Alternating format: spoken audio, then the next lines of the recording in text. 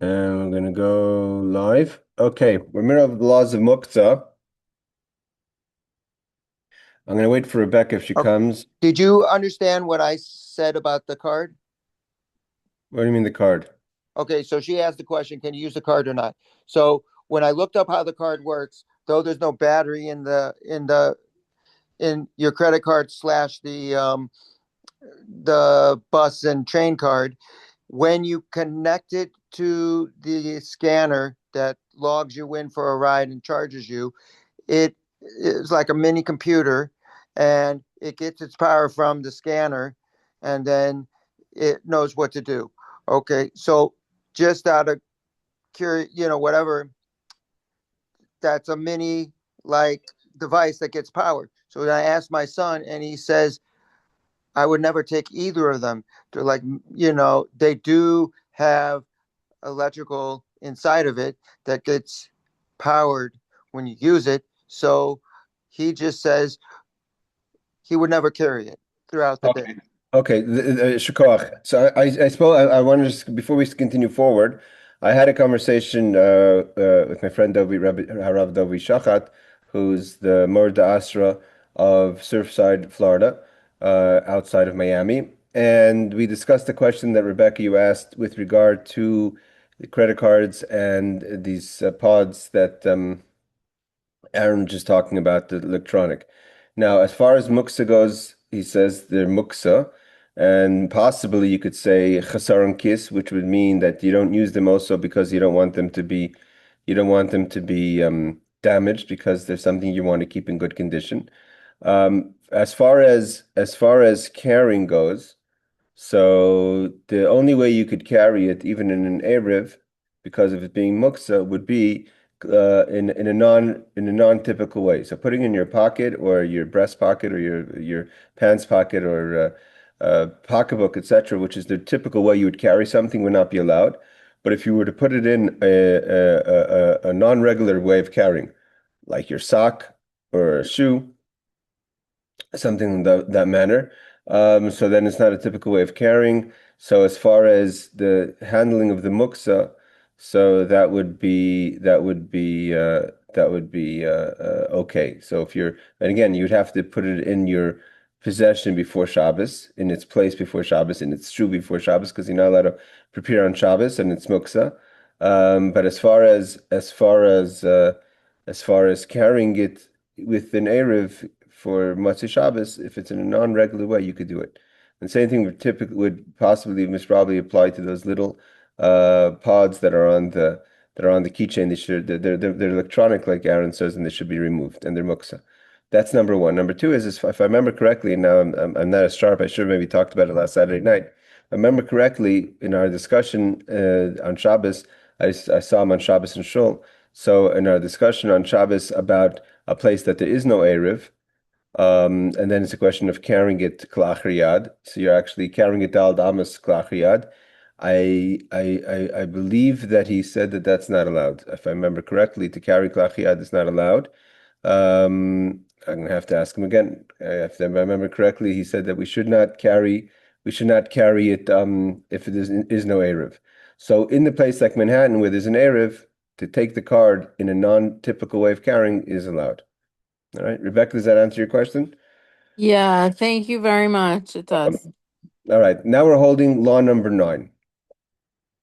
Kashem she'asr l'taltas hamuksa oyes hanoiled, kach asr liting kli tachten k'dei shiblu tocho. Now, more about this is going to be in next chapter, but he says, just like you're not allowed to carry something that's muksa, that's been set aside, or something that's come into being, newly formed, noiled, so too, you're not allowed to put a receptacle underneath them so they should fall into it. Why? So kivan sha'idei zeh hu mevatel es hakli shlayuchel letat loid, because you're causing, by placing it there with the 100% intention for it to fall into it, you're making that once it falls into it, the vessel no longer could be carried because it's a basis of davar aser. It's holding something that is muksa. So you're causing something that up until that point was permitted to move on Shabbos, and now it's prohibited because it has the muksa. So you're not allowed to place something underneath to catch it So and should fall into it, because then you're turning that receptacle that it falls into something that's forbidden to move on Shabbos. And in so to say, in a spiritual sense, it's almost as if you cemented them together with to make it one. Then now the Muktzeh and the thing that it's in is one. You now do that on Shabbos. He says over here. He says,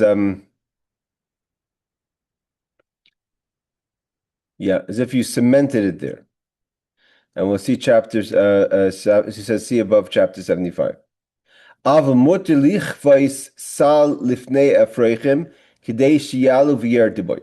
let's say you're an owner of pigeons or young birds, chicks, and they need to get into their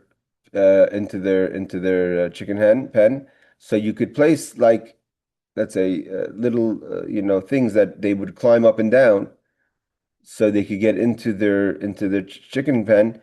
Because once they leave, you could carry it. Just to create like a step system. So though you're not allowed to carry animals on Shabbos, but here it's just going up and down. Once it goes up, it's up, it's off. So then once it leaves, you can carry it. But if you have a basket or what have you, that a chicken was on as Shabbos came in, Bein Hashmashos means is the time crossing over from Friday into Shabbos. So at that moment when Shabbos comes in, this basket is a basis. It's holding something that's Muktzeh, which is the animal. So then you're no longer allowed to carry it, because going into Shabbos is how it remains. And we learned that, though. How something goes into Shabbos, that sets the tone. So because in that case the chicken was on the basket, so it went into Shabbos as being something that's prohibited to move on Shabbos. Okay, so that's not really connected to the first statement. It's just a follow-up to the statement, meaning the first statement was that you're allowed to place the basket so the chickens could climb up it, because they're going to go on and go off. That's not a problem. And once he mentions that, he mentions, by the way, if the chicken is on there on Shabbos, as Shabbos comes in, then it becomes something because it was given a status as something unmovable as Shabbos came in. Okay, let's see footnote number 46. It makes the vessel useless. This is somewhat similar to wrecking or demolishing, meaning you're demolishing its use. It's no longer it's usable because now it's holding the muktzeh, which is forbidden on Shabbos. So he's saying, what's the reason? The reason is what's wrong with making, so what? What's the big deal? What's wrong if I put a vessel underneath something muktzeh, and now the muktzeh is inside? Who cares? So it's like you're demolishing it, because you're demolishing its potential use. Although you're not ruining it, and after Shabbos you could take out the muktzeh and it's still usable, you haven't destroyed the actual vessel. But halachically it's considered as if you destroy the vessel. All right, 47. Because it's no longer on it, you could place the basket for the chickens to go up and down. And even when they are on it, you can chase them off. So says the Alter Rebbe. Means, let's say they're on it and you want to move the basket, so you could chase the chickens off. It's okay, because going into Shabbos there was no chickens on it, and therefore now that they're on it, you can't move it while they're on it. Once they leave, it's okay. What happens if the basket has the chicken on it crossing over from twilight? Again, Bein Hashmashos is the uncertain time, kind of. It's part night and part day, meaning to say it could be it's Friday and it could be it's Shabbos. It's kind of going into that moment. So that's when Friday crosses into Shabbos. And the basket is made for that purpose, or the chicks were put there intentionally.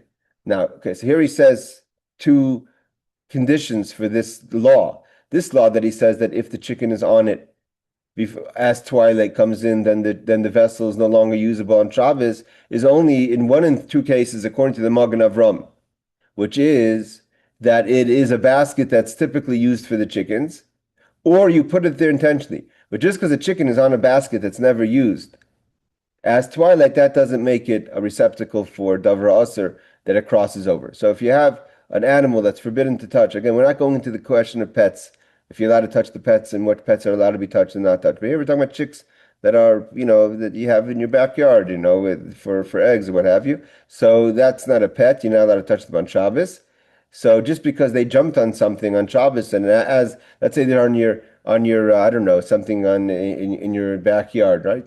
Today it's common to have chickens in your backyard. So let's say it's on something in your backyard, happens to be on there as twilight goes into Friday night into Shabbos. So it doesn't that's not, and it's not a designated article for the chicken, and you didn't place it there intentionally. That doesn't make it unusable. Okay, that's the Magen Avraham teaches us. Let's continue. Law number 10. Now, law number 10 is kind of a law that's more connected to when they had dirt floors. So he says, "Offer v'chol hatzaver bezavis bechatzer ay bebayis," but it could be applied anytime. If you have sand or earth that is heaped in a corner of your yard or your house, so it's positioned there, obviously, by being in a heap. So mutal taltlo, you can move it on Shabbos if you need to. Why? Because it's obviously put in that way, so you should have use for it. The kivan ditzvarai zu who has manasil tashmish. By making a heap with the earth or the sand, that is, so to say, your intention of making it usable, because that's why you've created the heap. If it's just scattered on your floor, then it's like part of your ground. And therefore it's something that's not usable on Shabbos, it should not be touched on Shabbos. We're going to see the footnotes whether this is applicable in all times or just in times when they had the floor of the house was earth. Let's say you rip off a branch from a tree on Shabbos before Shabbos. To either to be to use as a fan or as a fly swapper. Obviously, you're not allowed to swap flies on Shabbos because that's not allowed. But to kind of, move away the flies, so you turned it into a keli, so to say. You turned it into something that you want to usable. Or whatever else you took it off for. So more to the Shabbos, that too. So a person may think that if a person has a branch for whatever reason and you have some sort of use for it in your house, you can't say, "Oh, it's a branch, it's muktzeh." It's not muktzeh. If you have a use for it, then it becomes like anything else. It's a utensil. You made it, you designated it for a certain use, and you basically turned it into a kind of vessel. Those days they used to have very rough, they still have them in certain places, very rough brooms. So the brooms are made of twigs. So to pull a twig out of a broom on Shabbos, the broom itself those days were also forbidden, because the brooms, they would make holes in the earth if you have an earth floor.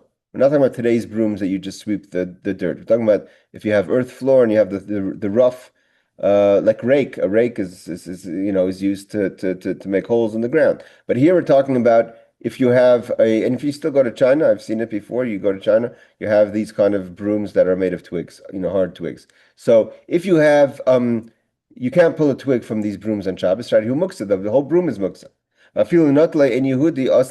Even if a non-Jew were to pull out a twig and you have a use for it, but they pulled it out on Shabbos, it's forbidden for you to touch on Shabbos. Okay, let's see the footnotes on this, because it kind of crosses over into some things that are maybe less applicable to nowadays.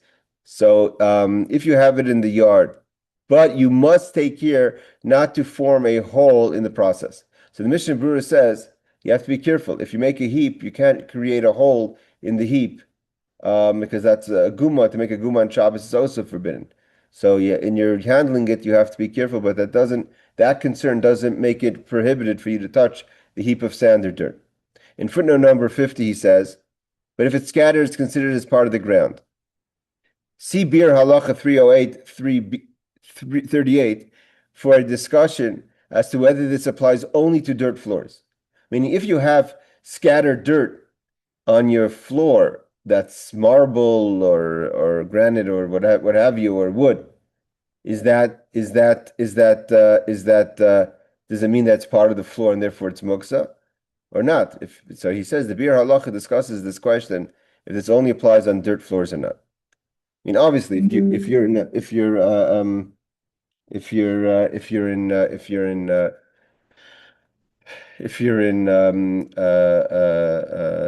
your house has dirt, someone brings mud in or dirt into the house, you're allowed to sweep it up. That's because today we have regular floors. Okay. Footnote number 51, is that with us now? No, that's next law. Okay.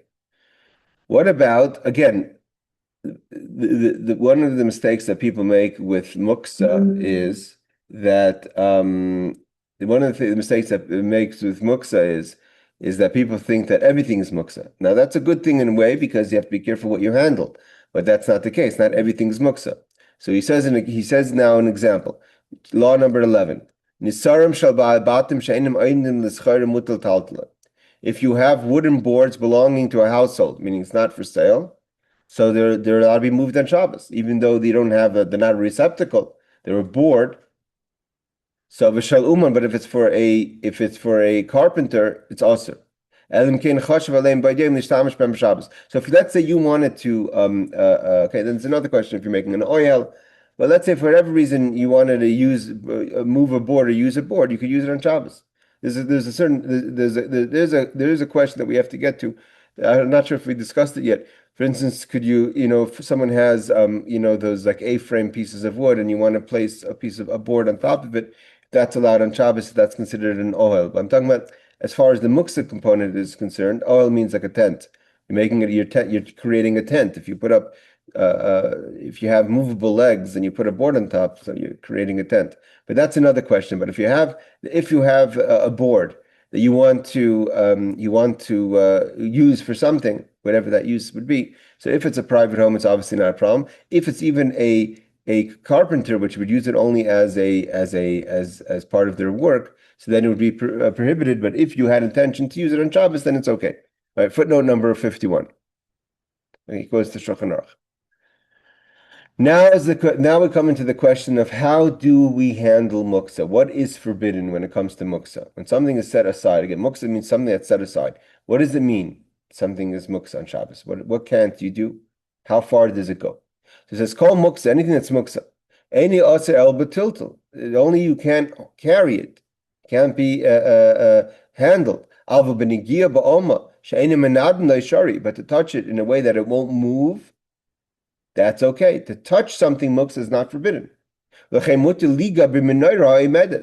you have a candelabra that's sturdy, that's strong, to touch it is not a problem. Even if while it's lit, because it's not going to move, you're allowed to touch muktzeh. If something was on top of muktzeh, you're allowed to remove it.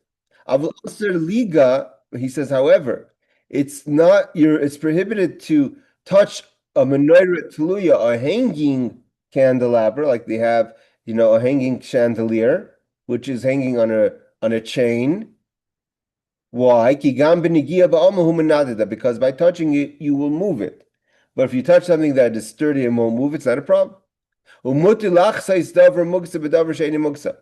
also, this that we said in the previous law, that you're not allowed to place something to receive muktzeh. Now that the muktzeh's the non-muktzeh keli is becoming unusable because it's holding muktzeh, that doesn't apply to covering muktzeh. Obviously, something that's not muktzeh that you could carry, you could cover something that's muktzeh. If you don't want the rain to damage it, ukadaima, etc. So let's see the footnotes, but I assume the same thing would apply to if you have, let's say, left your phone somewhere, you could cover it. It's nothing's wrong with it. As long as by covering it, you won't set off the lights. Okay. So here's 52. But touching muktzeh without moving it is permitted. Footnote number 52. However, when in the process of acting on behalf of the muktzeh, such as covering it, some, meaning the Taz, Magen Avram, prohibit even touching the muktzeh. Others, the Gra and Derech HaChaim, permitted. So he says that when is it prohibited? According to the Taz, we learned about the Taz in our stories, and the Magen Avram, that are commentaries on the Shulchan Aruch, they say that if you're going to be touching the muktzeh for the sake of the muktzeh, then you're, like for instance, covering it, so then you're not allowed to touch it. But if you're just touching the muktzeh for no reason, that's okay. However, the Gra disagrees. The Gaon of Vilna and the Derech Chaim disagree with the Taz, and they say that it's permitted even if you're going to be touching the muktzeh like covering it for the sake of the muktzah itself. Okay, 53 is talking about an object that may be handled which is lying on top of muktzah. So if there's something that's on top of a muktzah thing, you're allowed to remove it. Even if as a result the muktzah object moves, because muktzah may be moved indirectly when it is done for the purpose of something that is not muktzah. So even let's say a person doesn't say, okay, can I move this muktzah can I move this permissible thing that's on top of muktzah? But I know that possibly when I move it, when I take it off, it's going to cause the muktzah thing to move. And we said before, you're not allowed to move muktzah. So when are you not allowed to move muktzah, touch muktzah, if you're touching muktzah for the sake of the muktzah, or just touching the muktzah plain without any separate intention? But here, you're actually picking up something that's permissible. It happens to be when you pick up the permissible, you're also moving the muktzah. So that's indirectly. So may be moved indirectly when it's done for the purpose of something that is not muktzah. So says the Pri Megadim Shulchan Aruch Rav and the Mishnah Berurah 308 and Shulchan Aruch 311.8. Okay. So footnote, that covers footnote number 53.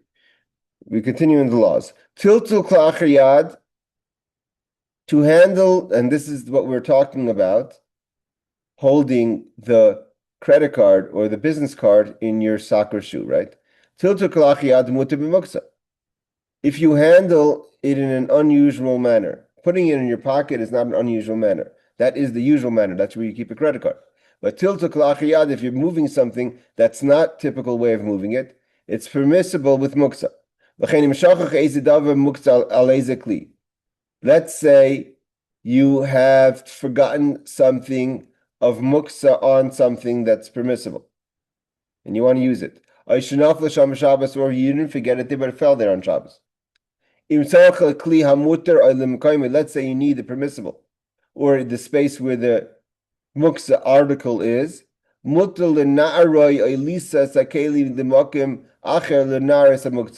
You could remove the muktzah, not in a typical way. It's called kla'achar yad, like with the back of your hand or your foot, or to carry the permissible thing and to shake off the muktzah article. Let's say you wake up in the morning or Friday night and Shabbos comes in, right, and you realize you left money in your pocket and you would like to wear the pants, right?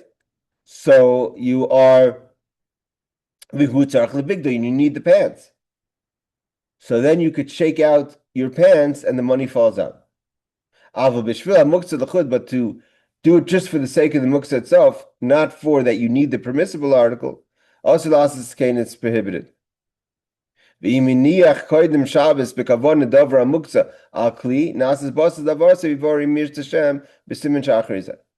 if you put it there intentionally, and this is back to the question, I have to explore a little bit further the question of the credit card, because based on what we've learned here, it's not so simple. Because based on what we're saying here, is if you can't place it there, once you place it there for the muktzah's sake, it's not permissible to move. And same thing over here. It's if you put it there before Shabbos with intention of it being there, then the kli becomes a davar aser, becomes a basis. Hold on, Aaron. Becomes a basis, a support of something that's prohibited. And it will be explained in the next chapter. Yes, Aaron. Okay. Let's say you put something, credit card, whatever, in your shoe, and it's permissible, but you can't move it. So then when you take off your shoe before you go to bed, it's moving in the shoe. And I know we have to see this again. We have to explore. I mean, there's ways of positioning it that it shouldn't, but we have to see this. It was at a kiddush. It was a bad timing to discuss the law, to get a clarity. But we have to see this a little further. We have to explore this further. But let me just ask you this: when very simply, we have an Aruch here in Brooklyn, and an Eruv, just have to say something cut in. An Eruv is about carrying. Right. I don't, just personally me, I don't carry anything I don't need for Shabbos. So when I take my stuff to shul, it's my talit and my prayer book. It's not, even if I could carry it, because it's a permissible item, I don't need it, so I don't take it, because you try to do the best you can and take it. Yeah, that's different. But here we're not talking about carrying in a public domain, private domain, or crossing in from a public domain to private domain, or carrying 4 amos, in public. Here we're talking about the question of allowed to touch something. Touching something that's another question. So here he says that if something falls on it, so you could shake it off, or you can move klach yad, but you can't do it if it's for the sake of the money itself, right? And he says also that if you put it there before Shabbos with intention, if it's staying there, so now the vessel that's holding it becomes a basis, a davar aser. It means a recept becomes a support for something that's prohibited. You put it there intentionally. So that's different than forgetting something or something falling somewhere, or if you forgot your money there, you didn't want it to be there. It means there's a difference between your money. Yeah, everyone puts their wallet in their pants on purpose, and it should be there. But the fact that it's there now is by mistake. You didn't want it there. You made a mistake. You wanted to wear the pants on Shabbos, and you forgot that you had your wallet there, or you forgot that you put change in your pocket. So there was no kavanah. There was no setting up the system that it should be that way. Hold on, Aaron. But so therefore, he says in that case, you're allowed to shake out your pants, but not shaking out your pants if you're doing it for the sake of the money. Only if you need the pants. Yes, Aaron. So you didn't intend to wear the raincoat, and you didn't know, or they were saying it wasn't going to rain, and then it rains, and you need your raincoat, but you left all your stuff in there because you used it during the work week. So what do you do then? Are you allowed? Yeah, you shake it out. So you can just shake it, but it has to fall wherever it may fall. Yeah, and then you could kind of kick it away, but it tilted kalachi. We're gonna let's the footnote number 55 is a very important footnote. So let's first see that, because there's two things over here. There's carrying something directly in an indirect way, and there's moving something via something else. It's not the same thing. Yes, Rebecca. I don't know if this is off the topic, but so my candlesticks are on the windowsill next to my table. So let's say I want to lift up something else that I left on the windowsill before Shabbos. Is the whole does that become muktzeh because it's on the No. same windowsill as the table as the candles? No, we just said that something that permissible is on, even if it's on top of something that's prohibited. Here you're talking about something that's on something that's on something. That's different. That's for sure not even a problem. But we said even if something's permissible on top of something that's prohibited, you're allowed to take it off. We But just said because isn't there an issue if you need to put challah or something on the table before that's if you, Shabbos because otherwise. that's if you want to move the table with the candelabra on it. But That why would you? that we're going to learn that in the next chapter. The next So chapter then, let's say yeah. let's say you have the candelabra on the table, right? And Mhm. there's nothing, and it goes into Shabbos, and it only supports the candelabra. It's not a joint support of something that's for Shabbos. Because then you could say it's just like it's supporting the candelabra, it's supporting the chalas, right? So that's why people put the chalas on before the candelabra. But that's not really so. The question is, when it goes into Shabbos, is it only supporting the muktzeh, or is it also supporting something of a mitzvah, right? So here, then you want to move your table. So then, if it's only a support for the candelabra, then the issue could be that now the table becomes a support to the candelabra. So in here, the table itself becomes muktzeh to move the table. But if you have something that's on the tray of the candelabra and you want to take off that thing, you're not moving the candelabra. Even if it says it's going to move a little bit, but you're actually pulling off the permissible thing. So that's different than carrying, so to say, the table with the candelabra on it. It's not the same thing. So do you have to do you have to set the table before Shabbos for that reason? Some people put the chalas on it. We'll learn in next chapter we deal with that issue. Because if you keep your challahs warm until you serve them, then you wouldn't be putting them on the table before Shabbos. Okay, to have your candles on the table on Shabbos is not a problem. Doesn't mean you're not allowed to eat on the table. The question is if you want to move the table. Okay, got it. Yeah. Thank you. Okay. So here, okay. So again, let's just look at law number 13 again. Tiltal, handling kal yad in an unusual manner is permitted with muktzeh. Therefore, if you forget something muktzeh on something or fell on something on Shabbos, and you need that something that it's on or fell on, or you needed space, you could shake it off. Linar, you can shake it off, or to carry what you need and throw it off then. Same thing if you left money in your pants, you could shake out your pants if you need the pants. But for the muktzeh itself, right? You can't shake it off for the muktzeh itself. That's talking, so that's it's prohibited to do so. Now let's see how footnote 55 breaks up this law. He says the paragraph begins the discussion of tiltul klach yad. You're going to carry it in it's holding the muktzeh itself in an unusual way. It means usually you hold something with your hand. Let's say you kind of move it with your elbow or your foot. That's not usual, right? Whereas the example are tiltul idea davaracha, indirect handling, not the same thing, right? You have indirect handling where if you're holding your pants, you're holding them in a normal way, but it's indirect because you're not holding the money, you're holding the pants. And then you're shaking the pants out and the money falls out. So that there's handling in an unusual way, which is the actual tiltul is not regular, using your elbow or foot. And then there's indirect, which is using the permissible that's carrying the prohibited, right? So he says, what is the law flow like that? Because it's seemingly mixing two different ideas. So again, the paragraph begins in the discussion of tiltul klach yad, unusual handling of the muktzeh article itself. Whereas the example of shaking something out are tiltul ayidei davar acher, indirect handling it. In which case, handling the muktzeh for its own benefit, in other words, if that it not be stolen or damaged, is not permitted. The author seems to agree with this later opinion. See Magen Avram 309 and Shar Hatzion. So he doesn't. There's a little bit. It would have been this footnote could have been written a little better because he's kind of not giving us the full picture. But from what we could understand from the footnote, what the footnote is saying is that seemingly to move your phone that's lying there with your elbow or foot for the sake of the phone, that's permissible. To shake your phone out for the sake of the phone, that's prohibited. Means to shake out the money for the money, that's prohibited. To shake out the money for the pants is permitted. But that's you're carrying everything normally. You're just not carrying it directly, not touching the money, touching the pants, and you're shaking out the pants. So that's what he's saying. That it seems that, again, it seems from this footnote, what he means to be saying is that to move something in an unusual way, you're allowed to do it for the sake of the phone itself, for the prohibited, for the muktzeh itself.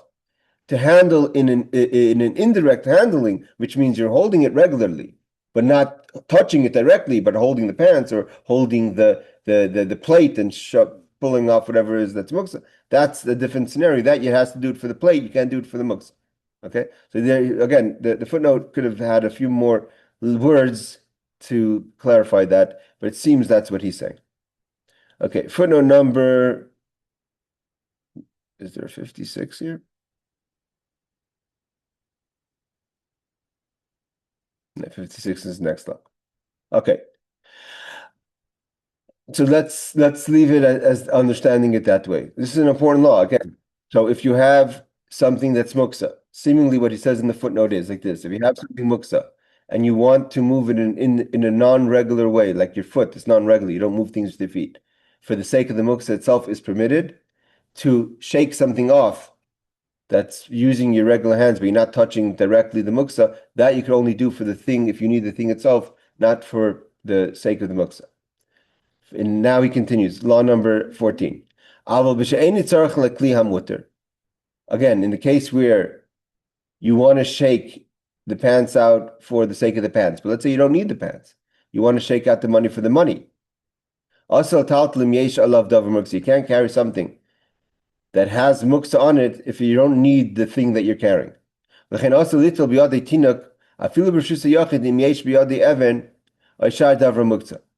He says, therefore, you're not allowed to carry you're not allowed to carry a child in your hands, even in a private domain. I mean, it's not a question of carrying something in a public domain. If he's holding something that is muktzeh, if the child is holding something that's muktzeh, we have to understand that law in a second. Why? Because the question over here is, this law is a little complicated. Why? Because he starts off the law saying that to carry, you have to need the vessel itself. Means, let's say again, you have a plate with something that's left or fell on the plate, and you need the plate. So you want to kind of just shake off whatever is prohibited, that's okay, because you need the plate. But if you want to shake off the prohibited because for the sake of the prohibited, it's not. Here, you're carrying the child. The child is holding a rock, right? Has in his hand a rock. So seemingly, you're not holding the child so that you could carry the rock. You're holding the child for the sake of the child. Why is that not considered to be carrying the keli for the keli itself? So seemingly because it's the child's not a keli, and now the child is holding the rock itself, so you're kind of carrying the rock. You don't have anything that you want that's there, and the child doesn't count, evidently. So if the evan or shar davar muktzeh, you can't carry a child. So that happens all the time. You have children that are holding muktzeh. You can't stop your children from holding something muktzeh. If your child is holding something muktzeh, you can't carry the child. So says the Kitzur. If the child is going to get into hysteria because he wants to be held, you can't kind of tell him to throw off the stone. If because the kid's going to start carrying on and crying and throwing a temper tantrum, is azmut a little ayadav b'rshus hayachid. So then, in a private domain where you're not carrying the stone, in a public domain, so then you could carry the child. But if he has a coin in his hand, and then the concern is that maybe if he drops the coin, you're going to pick it up because it's a coin, it's valuable. Also, you can't even hold his hand, and he's walking on his own feet. Even in a private domain. Even if the child is crying. Because we're concerned, maybe the coin will fall down from the child's hand. Because you're just going to be, it's a tumult, and you're going to forget. Let's say it's not a coin, right? Not a penny. Let's say he's holding $100 bill, right? So you may pick it up. Then you're carrying the muktzeh itself. And then here the Kitzur holds the opinion that even if the child is going to get sick from the fact that you're not holding his hand, you can't hold his hand while he's holding the money. It's not, the kid can get, kind of sick, but he's not going to die, God forbid. He may just get, just get really overwhelmed. Okay, this is a very harsh law, and meaning to say there's a lot of details in this law, which is, again, this is the short code of the Jewish law. It's called Kitzur. It's not that this law gets discussed in much more detail in the actual Shulchan Aruch. Let's see, and for some reason there's limited amount of footnotes here. Let's see what footnote number 56 is. I just want to see it in the English a second. Hold on.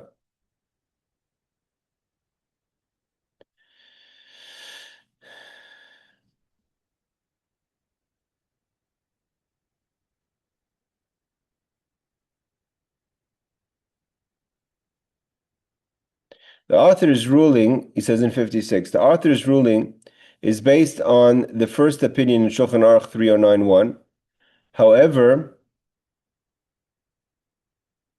Bir halacha, citing Eliyahu Rabbah, rules that where the illness may result, you may rely on the second opinion and hold the child's hand. So, although the Kitzur is more strict, there's other opinions that disagree that if the child is going to get emotionally worked up, but you're not holding his hand, even if he's holding money, you're allowed to. I want to see, here's the Shulchan Aruch itself.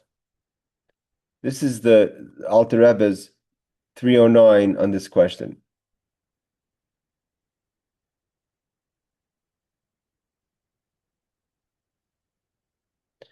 Let's see this law a little bit in detail because it seems to be a bit puzzling.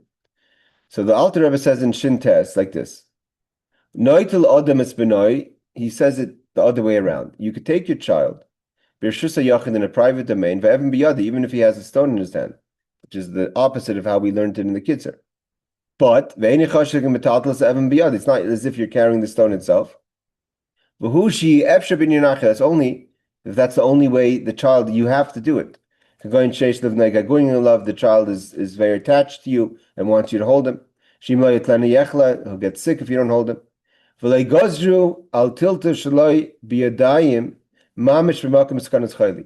And it's not called carrying something not with your hand, which is indirect carrying, if it's a situation where the child can get sick. And also, the child won't let you throw the stone out because he will cry. Okay, so this is the law that we just learned backwards. The Kitzur says you can't carry your child unless the child is crying. The Alter Rebbe says you could carry the child if he's crying, unless he's not crying. Right. So the question is how you word it, the positive before the negative. The question that we had was, in our simple understanding of the law, that to carry the plate for the plate, you're allowed to, and shake off the stone. You're carrying klachiyad. You're not carrying. It's indirect carrying. Here, you're carrying the child. You're not looking to hold the stone. But there's two things. One is the place that you're allowed to carry if you remember the wording over here in the Kitzur Shulchan Aruch, he says like this.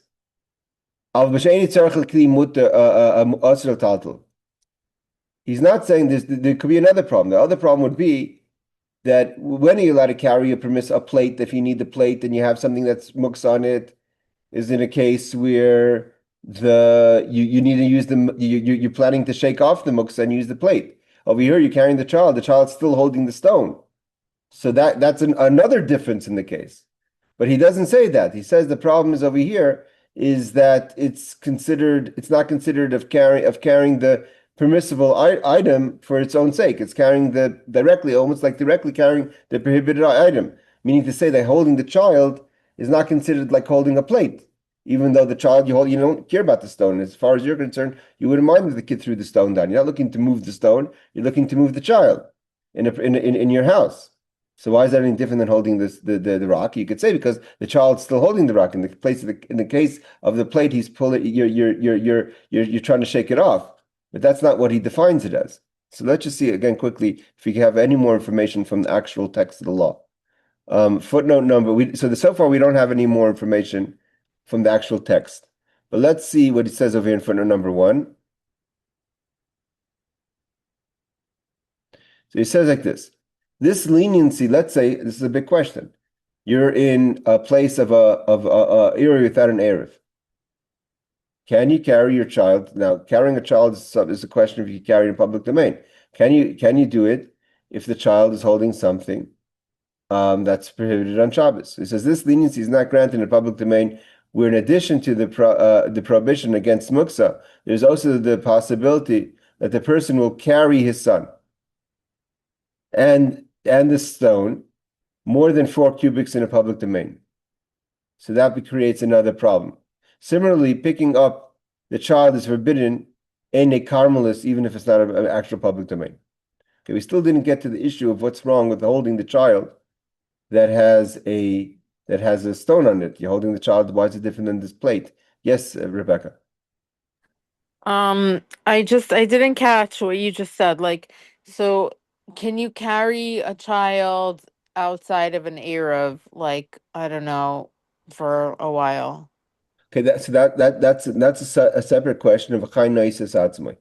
The ruling is that a live person carries themselves, and that's why holding someone who's alive is much lighter than holding someone that is passed away.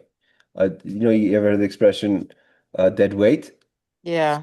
So dead weight Dead is people are heavier than live why? people. Because halacha says that chai noises atzmai, a person who's alive is carrying themselves. So even when you're carrying them, you're not really carrying them. So there's the opinion that you could carry a child without anything else in the public domain. And here the problem is that there's two issues. One issue is that the kid is carrying something, so then with it you're carrying the stone. And the second issue is the stone itself is muktzeh. So if the kid is going to be hysterical, so then you could carry the kid in a private domain even though he's holding the stone. The question we're trying to kind of understand over here is that so far in the Alter Rebbe, you could say that fine, holding this child is not like holding a keli. Holding a child is almost like an extension of yourself. It's almost like you're holding the stone. So even though it can be considered klachiyad, it could be considered adavar atzmai, but you're definitely if you have your child, right? Say, you know what? Take the phone, and I'm going to pick you up, and I'm going to move you to the bedroom, and then drop the phone. That obviously is a problem, because then you're using the child to move something. But let's say the child's holding something that's muktzeh. and you're carrying the child. Why is that different than holding the plate? But we didn't get to that explanation yet. Yes, Aaron. Okay, let's say he picks up in your house one of his toys that for some reason he got into the toy box that you closed. And he picks up something that has a light on it that could turn on when you shake it. So now you want to put him down for a nap and he's holding this thing. And even if you don't want to put him for a nap, can you take it out of his hand just and drop it so that he's not violating Shabbos? And can you take him, if he won't give it up, can you take him for a nap into his bed, carry him? Okay, so that's the question. So this is exactly what we're talking about. If if a kid is holding on to something he doesn't want to drop, so if the kid is emotionally attached, then he says you could carry the child. If the kid is okay, just to pick up the child is not allowed. Means he's who she efsher bin yunacher. This is the line over here. The line is that who she efsher bin yunacher. In the Kitzur, it starts the other way around.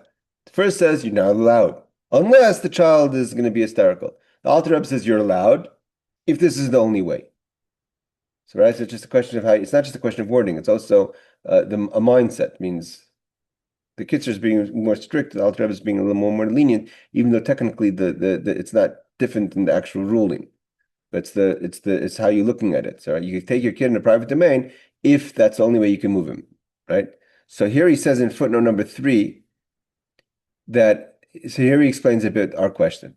In other words, ordinary is forbidden to move an article that is muktzeh by moving a permitted article as well as will be explained in subsection 6. We'll see that in a second. Again, that's if you're looking to carry the muktzeh thing, right? We said before, you can't carry a plate that holds something muktzeh so that you could move the muktzeh. You need to be holding the plate for the sake of the plate. You're trying to shake off the muktzeh. The question is, how does it work with the child? It's kind of complicated. So he says, so far, he says what we know so far.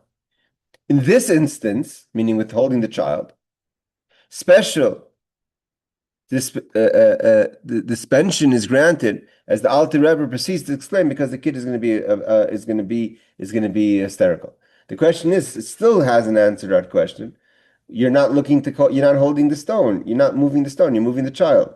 So obviously, holding a child is not like holding a plate. That's obviously what we have to come to the conclusion. Let's see number 6. Where is that? Over here? No. So what did you say? What's subsection 6? What does he mean by subsection 6? It means law. He means halacha is vav.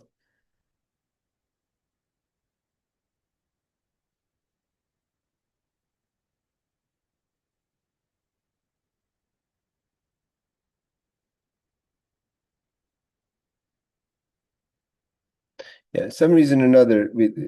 So the subsection 6 is that there was a stone on top of the barrel and you need the barrel for the wine, so then you could like we learned before, you could turn the barrel so the stone should fall off, and then it makes it usable.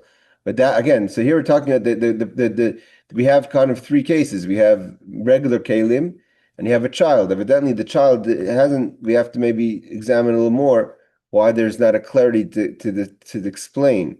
Because in our law over here, he kind of just, again, this is the Kitzur Shulchan Aruch, he kind of just glides into the question, saying that you can hold a plate if you need the plate, but you can't hold a keli if you need for the sake of the muktzeh, and for example, holding a child. So I think what happens over here is that the child kind of is irrelevant, and you're just holding the stone. It's not like you're holding the child, which is like holding a plate, which is holding a stone, because then you're not looking, there's no intention to move. Again, if you're holding a child, so the child should move something muktzeh, that for sure is no questionable, that's prohibited. But if the kid is holding a stone and you're just holding the child who's holding a stone, so why is that any different than holding a plate? So you can say either because he's holding it all the time, or you could say that's not really holding a child is not like holding a plate. It's almost like indirectly holding the stone. And we don't look at the child, we're only looking at the stone, and you're indirectly holding the stone, and that's prohibited on Shabbos. Yes, Aaron. So I see this in Brooklyn I know a few people who do this. They say their kid's under bar mitzvah age, so they say you carry back. They don't believe in a roof. Some people don't, and they don't want to carry, but they say you're under bar mitzvah, so you can carry. Is that permissible? Well, I guess you have to just see the wording of it. It's not exactly as you're seeing it, meaning you're saying that if you don't hold by the Erev, so then it's like a public domain. But he's saying that I personally won't carry in the Erev, but because there's an Erev, therefore I let my kid carry. But would he let his kid carry in an actual public domain that has no Erev is different, you understand? I don't know When he about says that, that. when he says I don't hold by the Erev, meaning that you're being strict on the Erev. The Erev, no one's questioning if the Erev All is right, halal so let me just kosher. clarify this for real quick. Some Sephardic, or a lot of Sephardics, do do not claim there's an Eruv because you can. I studied it for like 2 days in a row, so with a rabbi, but there's reasons for it. So they don't believe in the Eruv exists, and they don't believe it's legit, and they'll still give their kid under 13 something to carry. It's not electronic or anything, but if you believed in the Eruv, it's something you could have carried. Okay, but because they don't believe in the Eruv, they can't carry anything. And so they say, but my kid's under 13, so it's allowed. Yeah, but again, if you're saying that my kid is under 13, therefore he could carry in the Erev, is one statement. If you're saying because my kid is under 13 and therefore he could carry and there is no Erev and it's like carrying in a public domain, that's obviously not allowed. But people will maybe not consciously be articulating is that the Erev has a basis to be kosher. I'm being more strict and therefore I'm not keeping it. But for my son who's under 13, so he could rely on the those who hold by the Erev.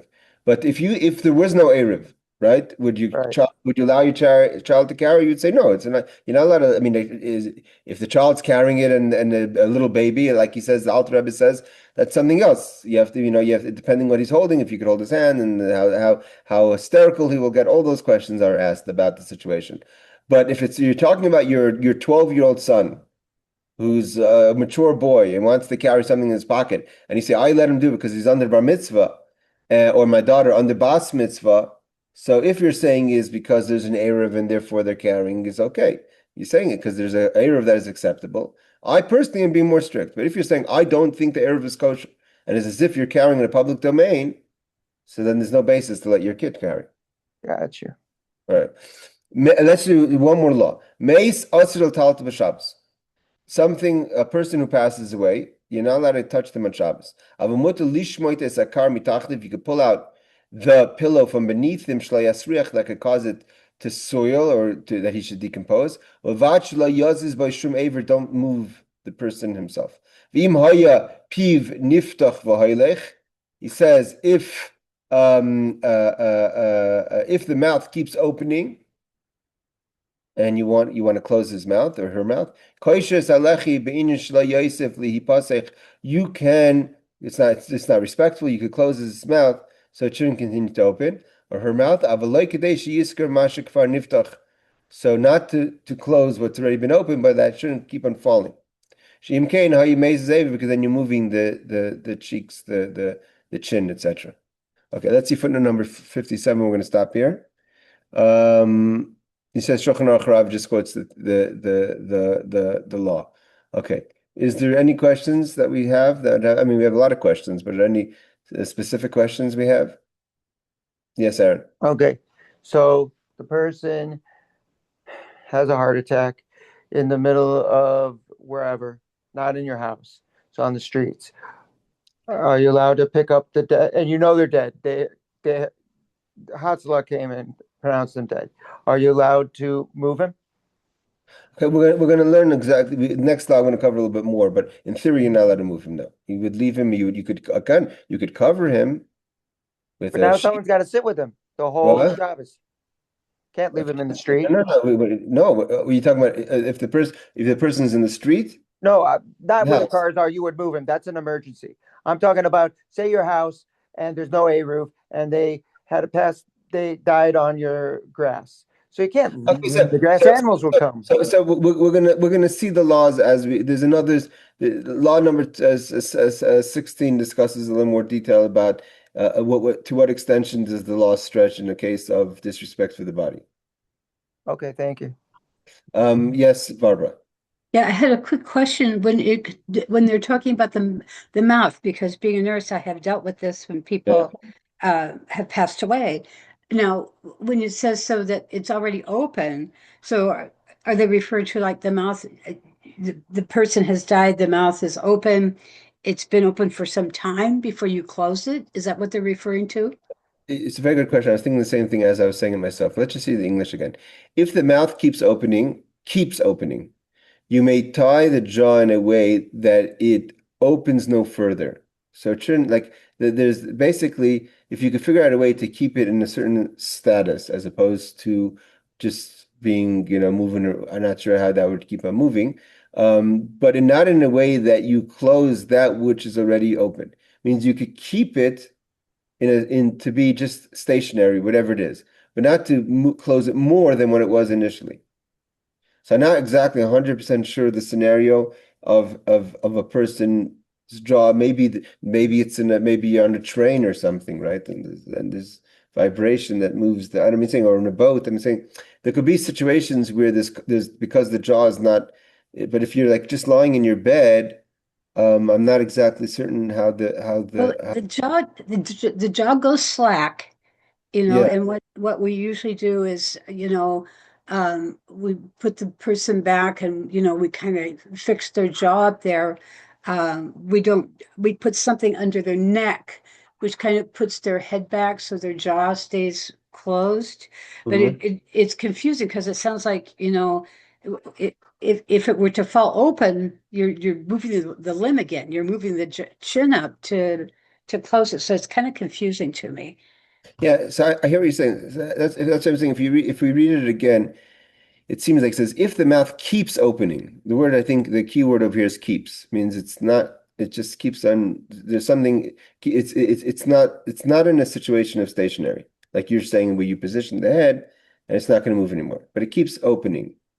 So you may tie the jaw in a way that it opens no further, doesn't continue to open, but not in a way that closes it, which is already open.